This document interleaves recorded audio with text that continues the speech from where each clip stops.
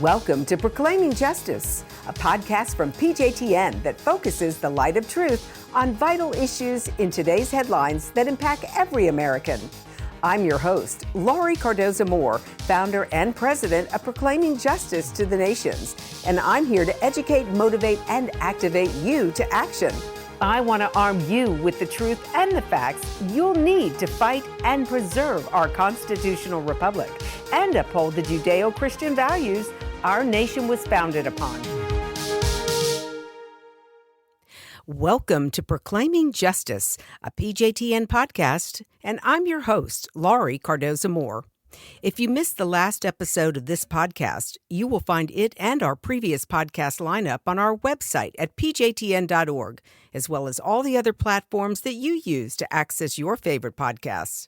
On this week's podcast, I have invited Itamar Marc, author, president, and founder of Palestinian Media Watch, an Israeli research institute that monitors and analyzes Palestinian society from a broad range of perspectives.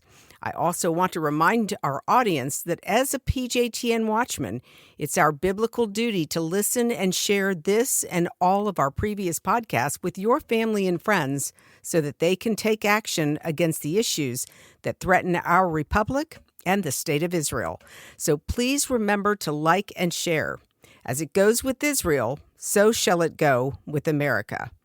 Itamar, thank you so much for joining me on Proclaiming Justice. Let's start with an update on the status of the war in Gaza. Well, the war in Gaza is, from a military point of view, it's going well. We've conquered a good portion of the Gaza Strip, the northern part. We're fighting now in the south. We've killed many of the top Palestinian leaders. So from a military point of view, it's going well. On the personal level, for every Israeli, there's not a day that goes by without more Israelis being killed, more Israeli soldiers now, and every day they're not just names and numbers. We hear the interviews with the families, with the brothers and sisters, with the parents, and it's just very, very painful. It's very painful. So the war is progressing militarily, but it is very painful. Yeah, we want you to know, and all Israelis and the Israeli government, that Americans, you have our full support. We are praying for all of you. We're doing what we can here in the United States and in other parts. We have people from all over the globe who listen to this podcast. And so our hearts and our prayers go out to all of you, all of the families, the hostages that are in this horrible situation. So we're so grateful to have you on to give us this update and really to talk more about what's happening with Palestinian Media Watch and the fact that you started this organization because you wanted to use it as a tool to expose the mindset, the mentality, the agenda by Hamas, by the Palestinians. Let's talk about this propaganda war and how serious is the disinformation campaign against the state of Israel? Well, first, let me say that what you said is absolutely correct. We wanted to expose the goals and intention of the Palestinian Authority and Hamas. And what we've been trying to show, and actually showing leaders around the world, leaders in Congress and in European parliaments and in the White House, many times I was there, we're showing them that there is no difference between the Palestinian Authority, which is funded by the United States, and Hamas, which is a United States designated terror organization. Mm-hmm. Hamas says that the end game goal is destruction of Israel. The Palestinian Authority says the same.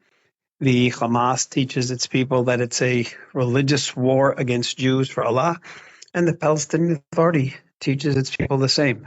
So that is the critical message that we've been trying to get to the world, is that you can't, on the one hand, condemn Hamas terror, and on the other hand, support the identical ideology and the identical terror promotion that's coming from the Palestinian Authority.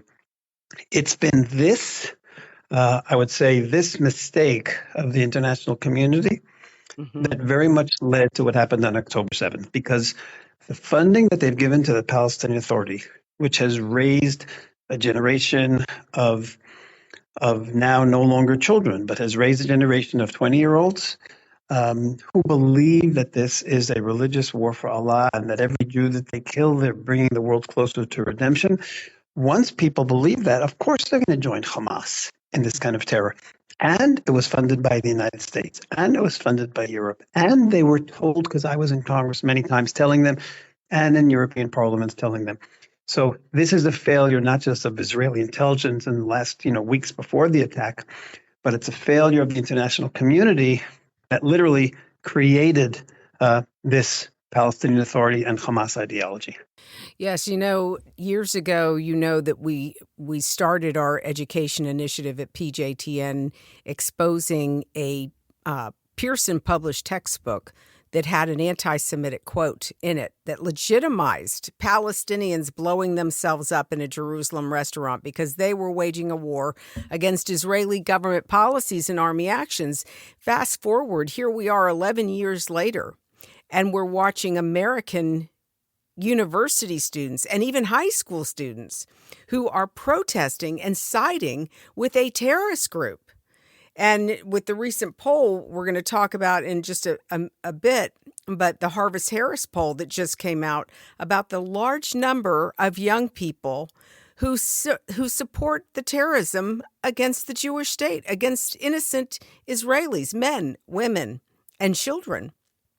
So if we continue to feed and fuel our children with this garbage, then we can't be surprised that now we see it happening even in the streets of America, which is absolutely outrageous. Itamar, you've exposed some of the shows that have been produced using UN dollars, which are some of our U.S. tax dollars, using our tax dollars to fund this education, using Europe's tax dollars to fund this garbage. How is the world giving us examples of what we have funded? How is the world complicit in this horrifying incident that's unfolding, this war that's unfolding in Israel, in Gaza? When we can show Palestinian Authority television programs, for example, which are funded directly by the Palestinian Authority budget, which was funded for years by the United States and Europe, and still is today by many countries, and we show them to have kids saying that they learned in school today that they have to kill Jews, that they learn in schools that they have to be a martyr for Allah, that there's nothing better than being a martyr for Allah. They learn to shoot, shoot, shoot. All these are poems and statements, sometimes by children as young as 5 and 6 and 7 on TV. And it's literally a brainwashing before the children are even old enough to have filters to understand what they're saying. Last week on TV, we saw probably 30 or 40 kids screaming repeatedly in the streets where 1 million martyrs marching to Jerusalem. Now, the children were probably between the ages of 5 and 10, and they were screaming 1 million martyrs marching to Jerusalem over and over and over again. And for what they've done is they've made these kids believe that if you die fighting Israel, if you put yourself in a situation where you're killed, then you're a hero. Then you're a hero. You're Allah's chosen. You can't become a martyr, a shaheed in the Arabic, unless Allah chooses you. So that if you die, it means you were chosen. It's crazy. Instead of the people who live and produce and bring goodness to the world, no, it's the people who fight Israel and die doing it. Those are the ones who Allah has chosen. And this is explicit Palestinian Authority messaging to its people. So now, and again, it was funded by the West because we've shown them all these videos over the years. And what they do is they say, oh, we have to stop this. And I know what happens is they would then meet with Mahmoud Abbas, and he would say, oh, that's terrible. I'm trying to do my utmost to stop it, as if he's not connected. Well, of course, it was lies. And of course, it was all directed from the top. And of course, he's the one who appointed the head of Palestinian Authority Television and all the heads that there ever have been. So we know this is a directive coming from the top. And like I said, we weren't surprised at Palestinian Media Watch that they tried to do October 7th. We were surprised at the success, but the motivation we weren't surprised about. It's shocking, actually, to see. I know that some of the videos that you have exposed in the past, I remember watching cartoons on Palestinian TV of children, and these are kindergarten children with knives in their hand, trying to stab the president, the current president of the United States of America.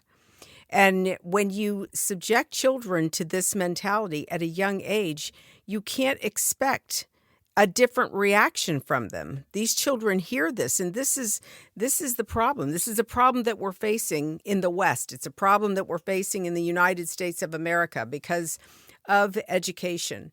And ladies and gentlemen, the reason why I wanted Itamar to be on this program, to come and share this with you, is to show you, to communicate to you how critically important education is. That if we don't teach an accurate perspective of education, of history in the United States of America and Middle East history, we are going to lose our children likewise. In fact, again, we see young people marching in the streets with Palestinian flags, calling for a ceasefire, when most of these kids are clueless to what is actually what happened on the 7th of October. Yeah, can I just say and I agree with you completely. The education in the States, in the United States, for many years now, has been to depict Israel as this evil country, as Palestinians to be victims. No education about the fact that Israel has the history in the land, and even so, Israel was willing to compromise and accept the Palestinian Arab state already in 1947 and after the UN decision, and then later on we were willing, and there were so many concrete proposals by Israel to create a Palestinian state, and the Palestinians have rejected every single one. The Palestinians preferred to continue to be terrorists and to continue to claim they were victims. And this message that they are victims is what they have disseminated around the world. The world loves to side with the victim. The world, children love the Cinderella story, and they identify, and they want to be, they want to be like that Cinderella. Well, the Palestinians have presented themselves as the poor Cinderella over the years, who's been suffering at the hands of Israel, and the American media has bought into it. And I don't even blame the young Americans today for running out with those Palestinian flags, because they have no idea. They believe they're holding a flag for Cinderella, and they don't realize that they're actually holding it for the Wicked Witch. Mm-hmm. Yep, that's a great point. I want to just give our audience a couple of examples of what we've recently found in some of the textbooks. And this is how subtle the indoctrination starts. Because as Itamar was just talking about the history, these kids have no history. They're not taught an accurate perspective of history. But some of the content in the textbooks, like, for example, in Middle East curriculum, we have stories of Abraham leaving Ur of the Chaldees and going to Palestine. Well, when Abraham went to Ur, or left Ur of the Chaldees, he didn't go to Palestine. It was Canaan. Palestine didn't come along until the Roman period. Then there's another example that we found, that Moses led the Israelites out of Egypt to Palestine. Well, there again, when Moses was leading the Israelites to the Promised Land, it was the land of Canaan. It's these very subtle nuances that are interjected into the curriculum or the program to already start preparing our kids, so much so that when that parent came to us a decade ago with the anti-Semitic quote in the textbook, her son came home. I'll never forget the story. Her son came home. This is a 9th grader. He was homeschooled up until 9th grade. It's his first couple of months in a public high school. And he came home questioning his faith, questioning the veracity of the Bible. he asked his mother, who has legitimate rights to the land of Israel? And she asked him, what does the Bible say?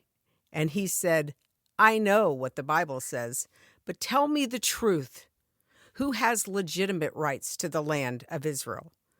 So, Itamar, you were talking about, how this hatred of these Arabs is being provoked and how they're using God and their religion to legitimize this hatred. Yeah, that's absolutely the correct thing. So what I mentioned before had to do with Palestinian nationalism. The Palestinian Authority also says that this is a religious war for Allah. And it's not just a religious war for land. They say it's a religious war against the Jews. There's an Islamic source. It's called the Hadith. It's Islamic tradition attributed to Muhammad. And one of those sources says that the hour of resurrection won't come until Muslims fight the Jews and kill them. And then it goes on to say the final Jews will hide behind rocks and trees. And the rocks and trees are actually going to speak. And they're going to say, Muslim, servant of Allah, there's a Jew behind me, come and kill him. It's literally a prophecy of extermination the Jewish people by Muslims as a condition for redemption of humanity.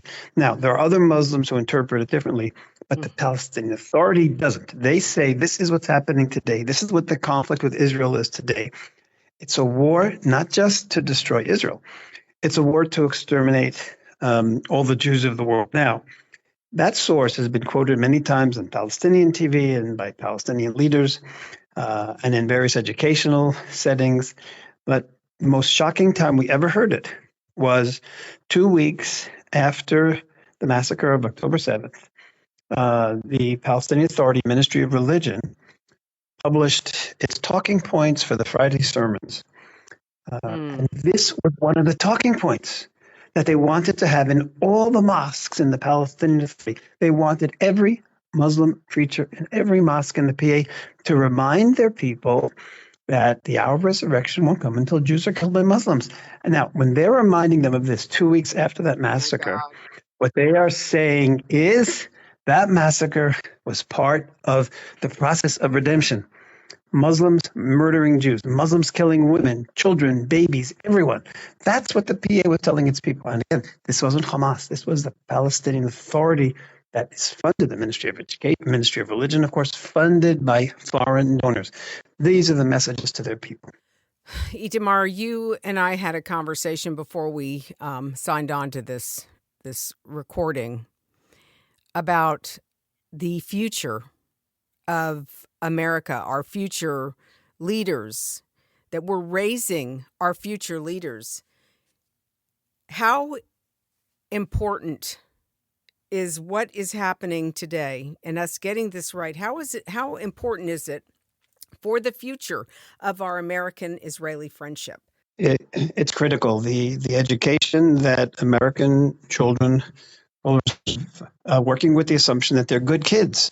If they believe that the right thing to do is to hate Israelis and Jews because Israel is a Jewish state, then they're going to hate Israelis and Jews if they believe it's the right thing to do. And that's what the horrific education they've been receiving up till now has been convincing them. So that even good kids will go out in the street and support Hamas because they think it's the right thing to do. And whatever you can do to work to get American education, to give the true education to the kids, both about Jewish history in the land, about Israel's willingness to compromise, about the Palestinian Authority religious hatred.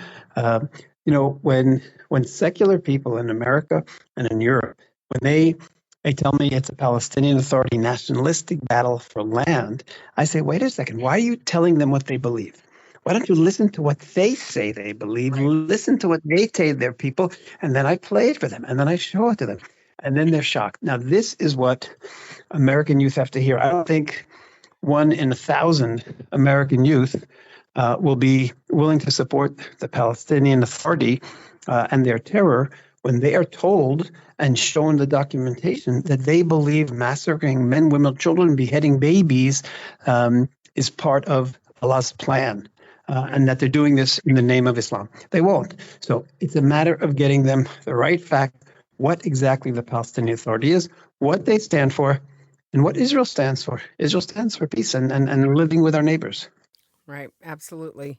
I was talking with somebody the other day about an interview we did with Ari Fuld, and he was, it was for our documentary, the Boycott This documentary, and he was talking about the advancements that are made in technology, in the healthcare industry, in pharmaceuticals that Israel has brought to the world. And he said, we're accused of being bloodthirsty baby killers.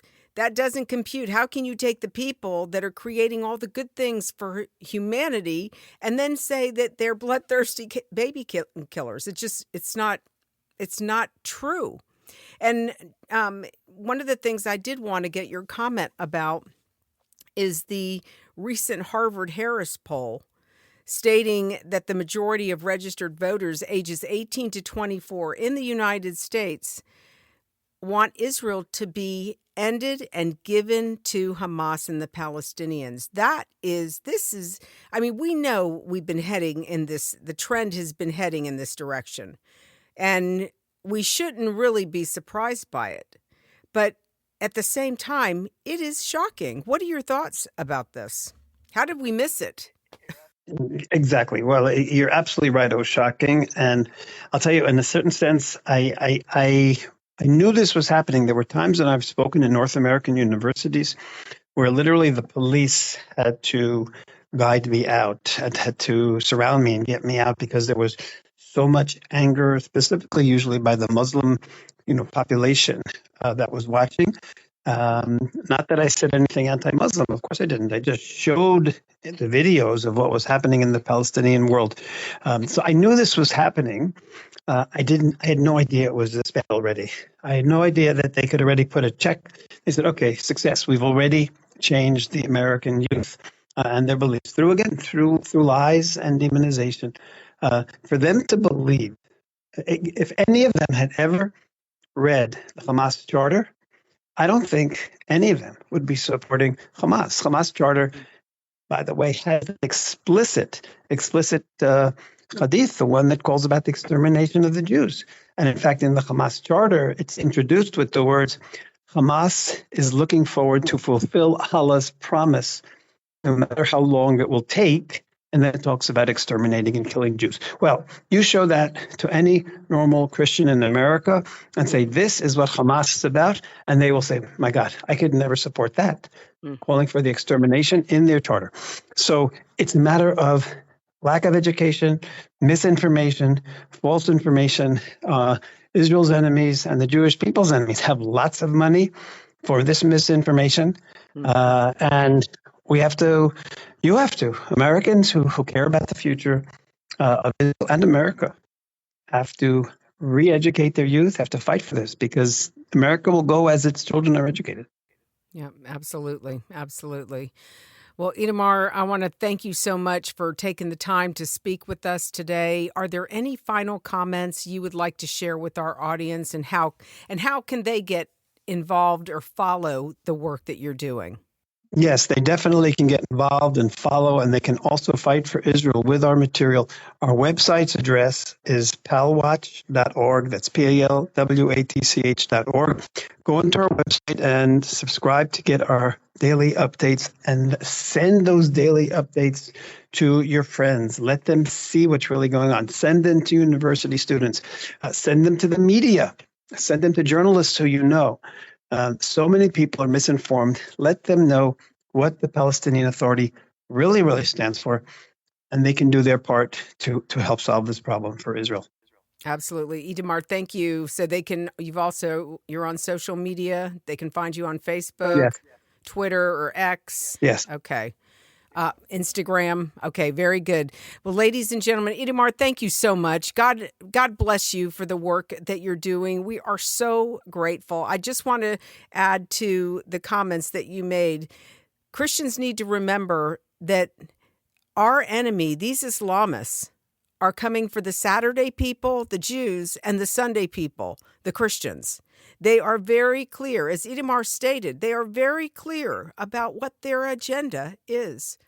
And we have to stand up against this. We have to hold our elected officials accountable. We cannot tolerate this propaganda in our classrooms. You have to be watching what your children are learning. You need to make them bring home their textbooks, especially their history, their social studies, their Middle East studies textbooks. You've got to review them, ladies and gentlemen, because our children in America are slowly being indoctrinated just like the kids in these Arab countries. But in closing, I hope you all found this program informative.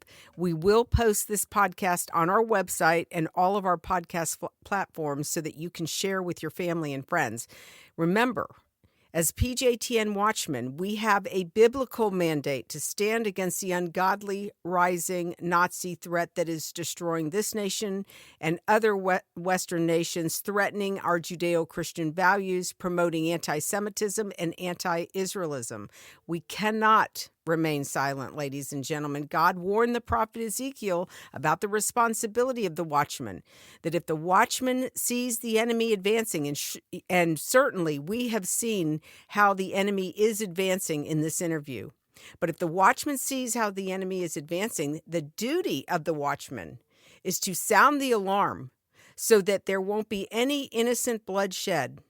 Because if we don't warn, as a watchman, if we don't warn our neighbors, our family, our friends, and innocent blood is shed, our friends in Israel, and innocent blood is shed, God is going to hold us responsible for this. You have to share this information. Please share this podcast with your family and friends.